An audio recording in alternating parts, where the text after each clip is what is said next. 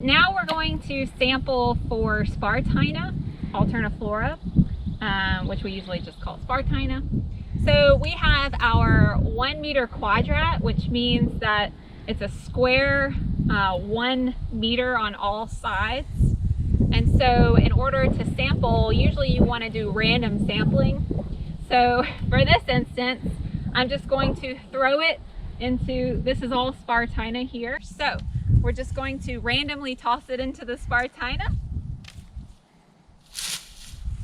And then we'll measure what lands inside our 1 meter quadrat.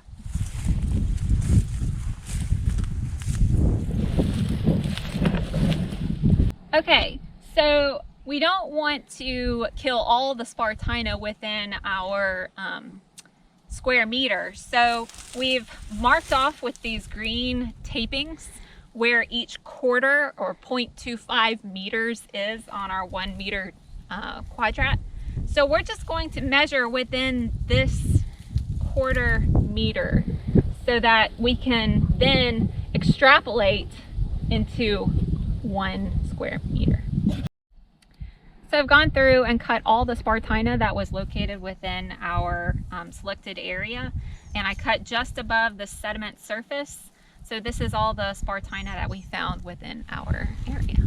So now we'll take it back to the lab. We're gonna get a weight on it, and we're going to extract parts of it for chlorophyll. All right, so we've brought our Spartina back to the lab, and we've weighed everything that was in our quadrat. So next, what we're gonna do is extract the chlorophyll. So what I've done is taken a mixture of our Spartina, big stems, small stems, and I've sliced 1 centimeter out of 3 different sized stems. So here are those 3 slices. I took a large one, a medium sized, and a really thin one. And so we'll take the average for these 3, and that will be per weight. We'll have the amount of chlorophyll in the weight of Spartina per square meter. So in order to extract the chlorophyll, I'm going to we'll start with our smallest one, and I'm going to place it into a mortar. And then I'm going to go ahead and add 5 mils of our 90% acetone to this.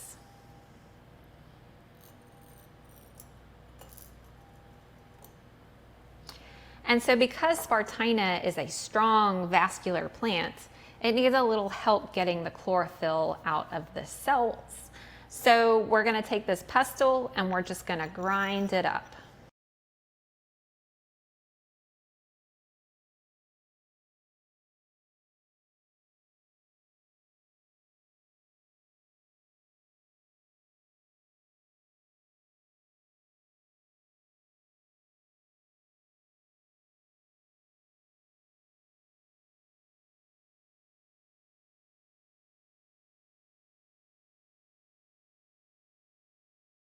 Right, so you can see that that nice green color is coming out of the plant and into our acetone.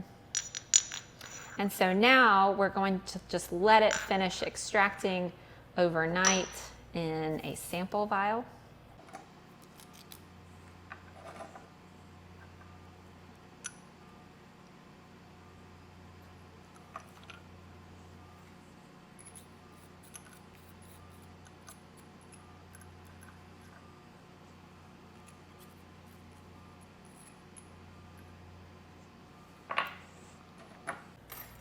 All right, and we'll come back and record the chlorophyll tomorrow. All right, and finally we're going to record the chlorophyll for our Spartina. So I'm going to start with our small little piece.